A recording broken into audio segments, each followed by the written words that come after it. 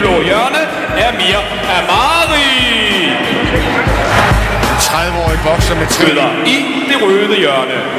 2004, hvor han fik sølvmedalje. Og 9. Der er kommet efter. Han har jo også vundet de asiatiske mesterskab, Amari, men er i mellemklasse. Men har tabt sine 2 vinder og amatørverdensmesteren fra 2003.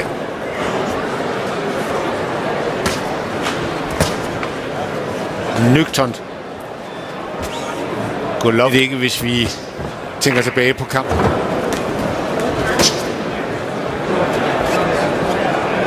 Det venstre jab her skal nok gå under hver.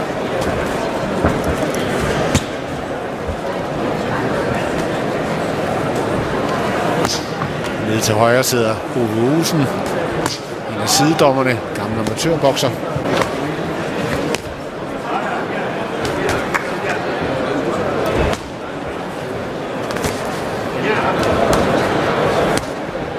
Han har ikke lavet ret meget med andet Amari end at passe på sig selv. Venstre uppercut lige ind under paraderne.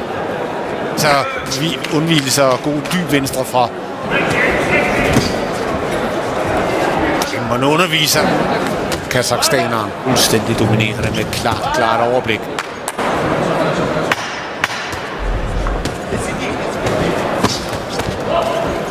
Første gang, at Amari forsøgte noget. Forsøgte at se, om man kunne finde mindste muligheder. Ja,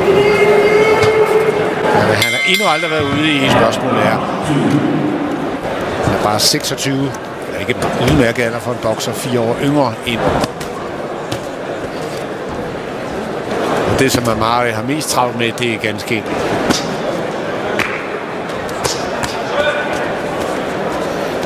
Han forsvarer sig, og paraderne ligger op, og albuerne ligger og beskytter ham.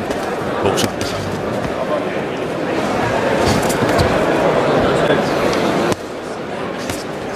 Ja, der først har fået åbnet nu. Lige slå fast, at den er berammet til at begynde omkring kl. 23 i aften.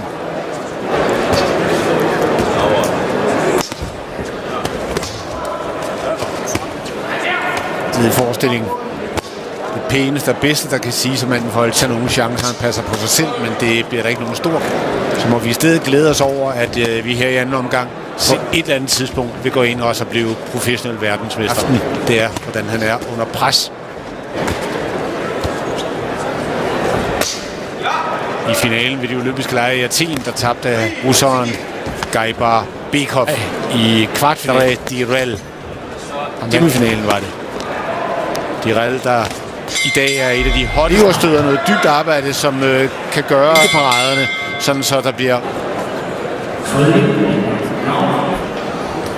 tredje omgang er en sandsæk for Golovkin.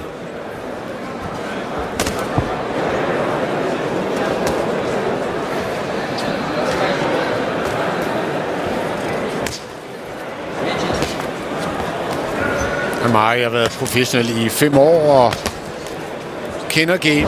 Ved lidt om, hvordan man skal beskytte sig selv, når man er i stormen.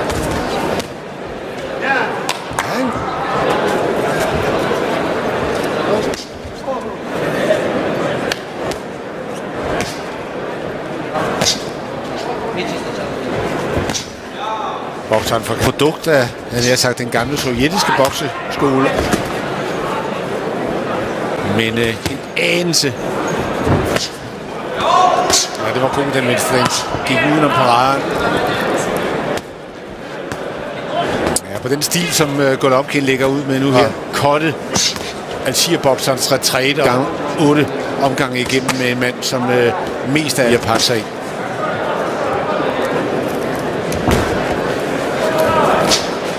Og i den argentineren Garay, og her er der altså en mand fra Kazakhstan, der er næste kamp.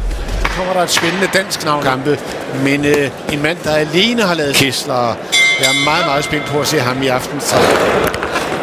Левым боком, видишь, как болтанул хорошо. Поэтому это...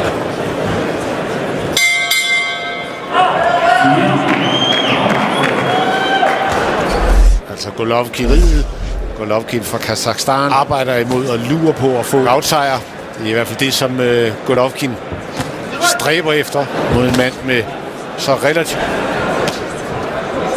Så synes jeg, det er lære og respekt værd, at man for så stort et boksenavn. Absolut en mand, som de også som professionel vil komme til at høre mere til offensiv. Fik faktisk lige ramt kazakhstaneren en enkelt gang. Udmærket. Og baggrunden Torben Seemann, en af sidedommerne.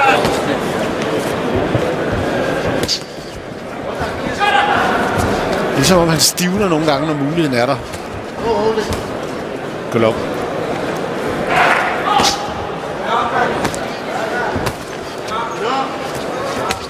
Det er helt rent ud for den vinkel, vi så det her, men ingen tvivl om, at Kazakhstan så brokker Amaris over. Han fik et nakkeslag, samtidig med Golovkin med det sagt svinger og hugger sin højre hånd ind forbi paraden ringhjørnet. Og hvor han for alvor ved at komme i store vanskeligheder. Han har også været juniorverdensmester helt tilbage i år 2000. Det er som en snortop og kommer væk fra vanskelighederne. Det er en mand, der kan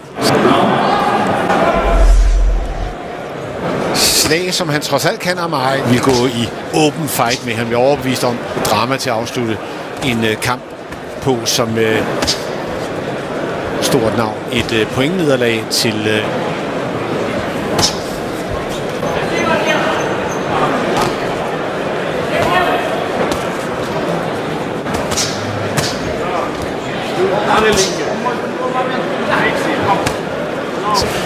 albuer, de kæben vi har lukket af. Det er ikke meget offensivt, han får lavet, men man må sige, hvis han så også er en offensiv, så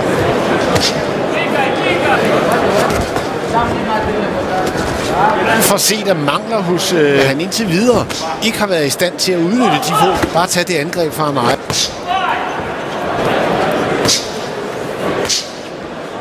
10 sekunder.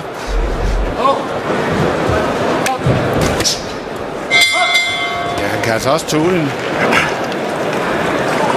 I 2004, der vandt mellemvægt. Men har han også kunne markere sig i super. Mangler stadigvæk lidt muskler på kroppen. Tårne undviger.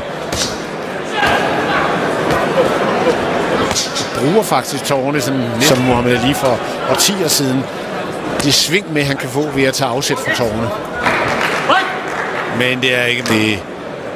Han går ind og klipper rent med. Gengæld er hans benarbejde fremragende, dansende lidt til bens. Det fortæller altså en hel del om en stor bokser fra Kazakhstan, som har meget altså en mand her, der kun har vundet 13 positiv statistik, men det er ikke international boksning. Og det er selvfølgelig meget, vi taler om. Og vi er i 6. omgang, 3. sidste omgang, skal han ikke have den herfra i aften også.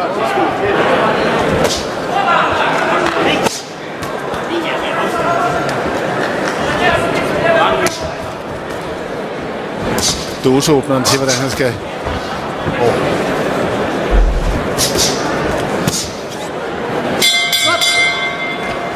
Kazakhstan-bokseren, der går ind og forsøger med et dybt arbejde. Venstre sving.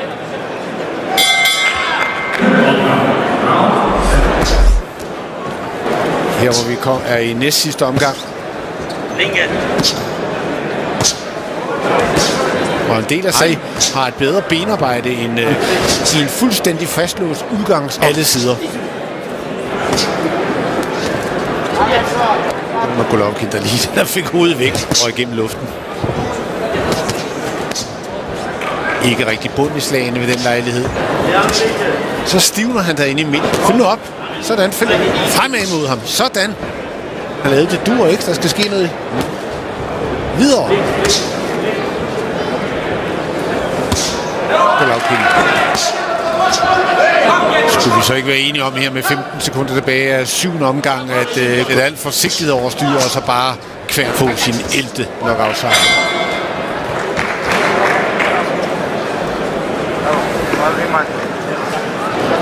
Afslører ikke de første. Den der, den var. Den er også god nok. Den går direkte gennem paraden. 3 minutter tilbage. Ubesejret Golovkin med 12 job. Han er gennemrutineret, han er snu, pakker sig ind og den her kamp manden i det røde bokser Amaria får her en med de begrænsede offensive midler, han har haft. Der er en helt anden Amaria.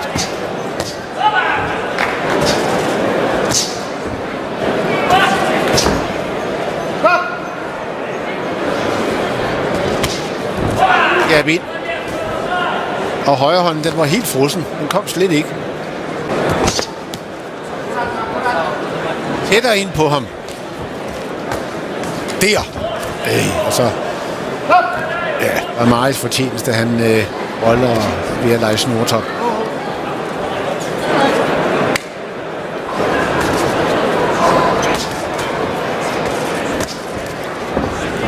For han danser sig igennem den her kamp af mig. Han har bestemt heller ikke glaskæbe. Kan tage en øretæve. Men har nogen, der kan ryste ham for alvor. Det har han så lært af, fordi han glider meget godt af på slagen her i kraft af sit formidable kom levende igennem kampen.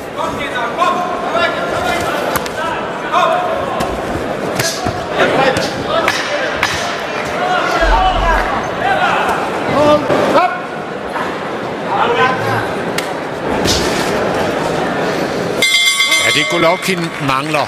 Han kan utrolig meget, men han mangler... Det bliver selvfølgelig en meget klar pointsejr, det bør man gjorde som amatørerne. Vi skal møde, og det jeg sagde, Hesters kommende modstander kl. 23 i aften, også er blevet...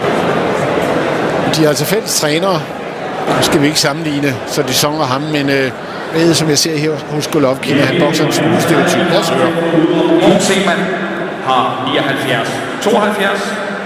Ove Ovesen har fordel for i det røde hjørne, Gennady Golovkin.